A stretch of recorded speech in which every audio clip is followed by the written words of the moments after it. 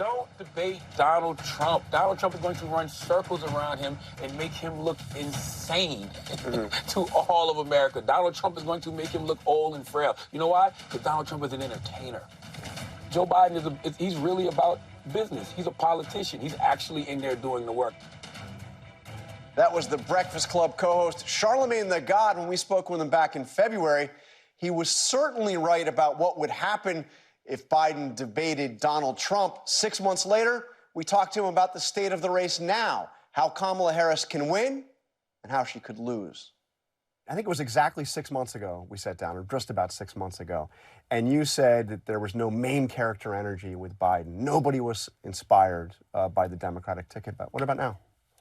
Oh, there's definitely a lot of main character energy on the Democratic ticket. I mean, that's always been my frustration, you know, from the beginning, right? Because we know who the vice president is. We know who Kamala Harris is. Like, she has super main character energies.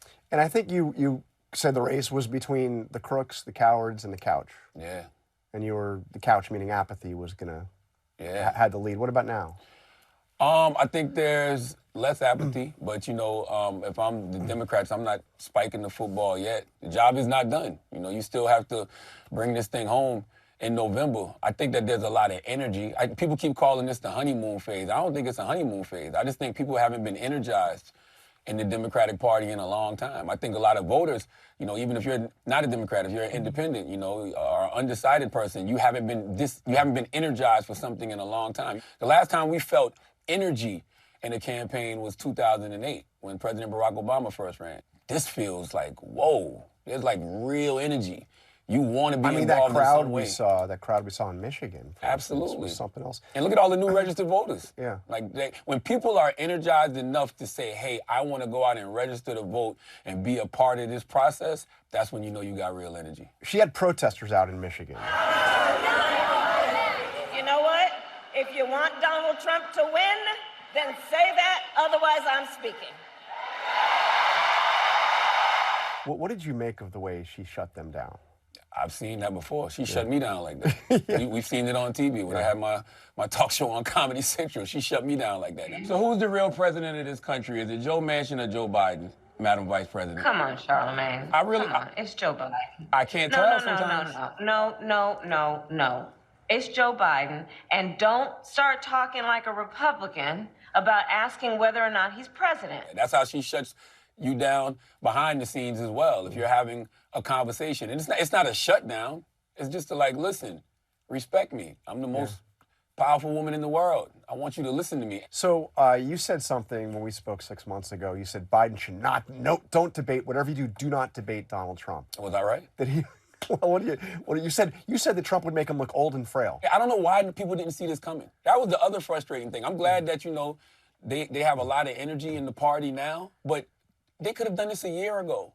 And they could have avoided all of the backlash they're receiving now where people are saying, oh, there was no primary. The people didn't decide this. This was a coup that the party did. It's like, yo, you could have avoided this a year ago because we all saw this way back when. Nobody stood up to run against him. I mean, Dean Phillips, but no major national figure on the Democratic side even hinted about challenging him. Well, they should have been having those backroom conversations with him a year ago. Yeah. Actually, they should have been having them 4 years ago. They should have been like, hey, you're a transitional president. You're here for, you know, a good time, not a long time, and we are going to set up the future of the Democratic Party. Because they got a fantastic bench, you know, whether it's the vice president, you know, who's currently running, whether it's Governor Josh Shapiro, whether it's Gretchen Whitmer, whether it's Wes Moore, you know, whether it's Secretary Buttigieg, they got a great bench. What do you think of the Tim Walz pick? You didn't mention his name just then. Oh, I didn't know him. Yeah. I just Most of America didn't know him. I just found out about him over the last couple of weeks.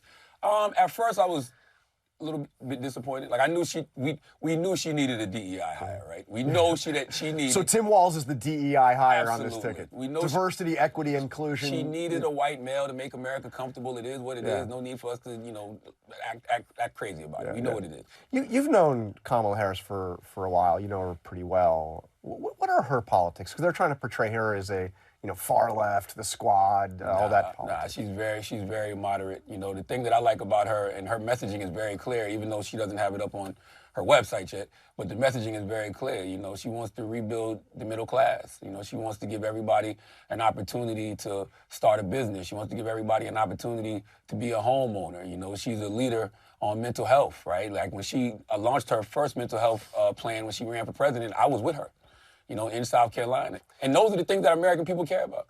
Does she need to show some distance between herself and Biden or some differentiation? So how does she do that? By talking about what she's going to do for the next 4 years. Like, I know that, you know, they want to keep her paired to, you know, the successes that they had while she was vice president. And that's cool, you know, the harp on a couple of those, because a lot of those things, you know, were her idea, like, you know, the $35 cap on the insulin, things like that. So that's good to say, hey, I was the person behind that, but you still got to tell America what you're going to do for the next 4 years. Because like I said, the job's not finished. Like, this isn't no slam dunk victory. Like, there's still people who have to be, you know, incentivized to get up off the couch. Like, votes are earned, not given. You wrote about her in your book. You said, when I endorsed her in 2020, it was because of my private conversations with her, not because of the persona she presents to the public. The vice president needs to talk to the world the way she talks to me. That's right. So what is that like? What's different? I mean, I think we've seen it the last couple of weeks. You just brought up, you know, what she said to the protesters. That's the real her. And I think a lot of times, you know, in politics, man, especially when you a woman of color, they don't want to be perceived as the angry black woman. But I mean, look, we got a lot to be angry about right now. Like, we really do. And I think that people see that and they see passion, because that's what it is. So I think over the last, you know, few weeks in the press, we've actually seen the real her. And she does need to do more interviews. I'm not gonna... Yeah, how about, she hasn't done an interview yet, and she hasn't done a press conference yet. Yeah. So, I mean, why is that? I mean, you know, she's new to the job, but it's striking that we really haven't seen her answer questions yet. I really don't know. I mean, it's the bottom of the ninth inning, right? Like, I feel like she should be any and everywhere, you know, having these conversations. I truly don't know why she hasn't, you know, done any interviews yet, because that's the only reason Donald Trump is still, you know, sucking the air out of the headlines, because he keeps headlines going. Like, he's everywhere. You saw him at the National Association for Black Journalists Convention. You saw him on with Aiden Ross. He's going to be on with Elon Musk. He's always calling into conservative talk radio, which is one of my biggest issues with the Democratic Party. They don't use, you know, they don't use the media that supports them the way that the right uses the media that supports them. Like, you know, for the last 4 years, you know, she's had plenty of platforms that she can be going on, from radio to podcast, right, that actually support her and, you know, support Democrats. But they haven't been doing that. What did you make of the way she responded to his comments about her just turning black? I don't even think that she should have responded. I don't think she should have dignified that with a response. But she didn't directly respond. She just basically said a version of, there he goes again. And that's true. Yeah, there he goes being racist again. You know, like this, we've seen this, you know, play from Donald Trump before. We saw it with the birtherism with President Obama. Like, this is the card that he plays. And I mean, at this point, it's like, yo, we don't know that trick already? Yeah. Like, why is the media being distracted by the things that he's saying? We need to stop making those things headlines and make both these candidates, the vice president and Donald Trump, focus on the issues, because people are out here hurting, man. So bottom line, how does Harris win this election, and how does she lose it? How does Harris win this election? She wins this election by constantly going out there and talking about the issues. You know, don't get distracted by all of the racist insults that are going to come your way, the sexist insults that are going to come your way. You got to go out there and really engage people. You have to go out there and, you know, really shake hands and kiss babies. You have to go places that people normally don't go. There's new voters turning 18 every day.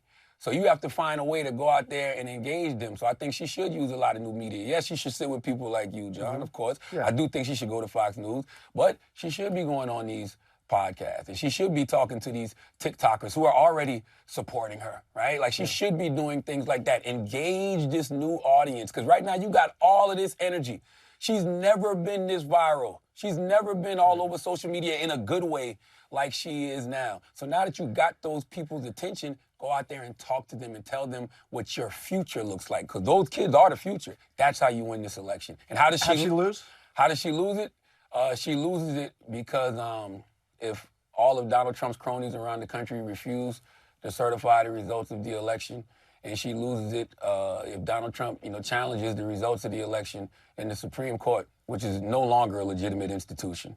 They are completely corrupt.